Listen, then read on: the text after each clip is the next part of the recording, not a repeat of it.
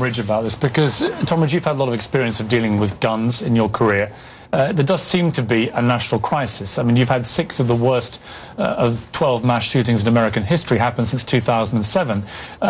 There's just an escalation in the kind of extremity of these situations. Aurora was the worst single killing with a gun we'd seen, or worst single shooting, I should say, 70 people. This incident in Sandy Hook was the worst school shooting. Is there a national crisis, and is the president right to identify the solution to at least trying to deal with this as being the banning these type of assault weapons and the high-capacity magazine clips, and also, as Mayor Booker says here, trying to register the ownership of guns in a much more sensible manner? I think the president recognized today in a very appropriate statement that we have to take a look at a variety of risk factors that have created this this epidemic, this carnage. And he talked in his remarks when he identified the vice president as beginning to lead that national conversation. He did understandably point to firearms, but I think very appropriately he talked about our mental health system.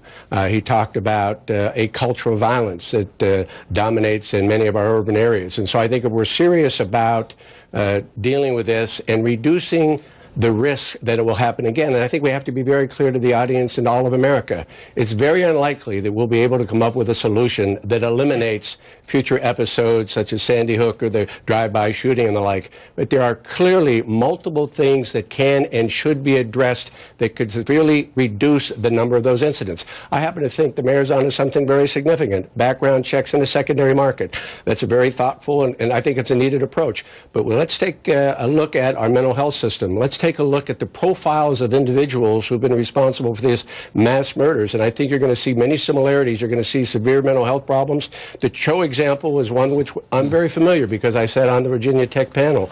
This is a young man whose lifetime chronicled a deteriorating mental condition.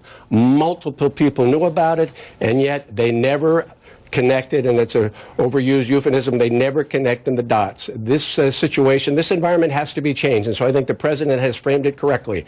There are multiple risk factors, and if we're serious about having a national conversation, we better entertain them all. Christianne Ammanpour, in the end, it's about the guns, because without the guns, you don't have the shooting. This particular weapon, the AR-15 assault rifle, has been used now in the last 3 mass shootings, in Aurora, in the movie theatre, in the Oregon shopping mall, and now here in an elementary school.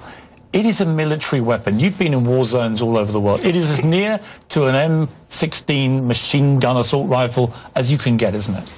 You know, it is, and I can visualize the state of affairs in those classrooms in Sandy Hook, because I've seen that on the battlefield in Sarajevo, in Somalia, what's going on in Syria right now. And it is about those particular weapons. And I look out and I realize that 2 years ago, I conducted a town hall just like this in the aftermath of the shooting of Congresswoman Gabrielle Giffords and the killing of those people around her in Tucson. Some of the same people who were there are here today, victims, families, all people crying out for at the very least, a dialogue, a sensible, rational conversation, a national discussion where we're not afraid to call it like it is. And that means to bring everybody to the table.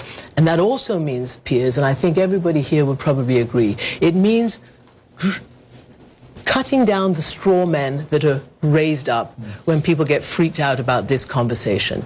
This is not about taking people's guns away. It's not about taking the hunter's gun, not about the sporting gun, not about the private protection gun. It is about sensible gun laws, semi-automatic weapons, the kinds of things that make killing industrial strength. There will always be these incidents, as Tom Ridge just said, but you don't have to have industrial strength killing. And I'll tell you, there is cause and effect. There are other countries which have faced similar such massacres, and they've taken procedures and it's worked. Our country, England, in Scotland, you know, in 1996, Dunblane, children the same age as the children at Sandy Hook. 16 children, same 16, 6 and 7 year olds National handgun ban, and it was incredibly effective. Australia, the same thing. We'll explore this again after the break. The precedent is there. It can be done if you have the will of the politicians.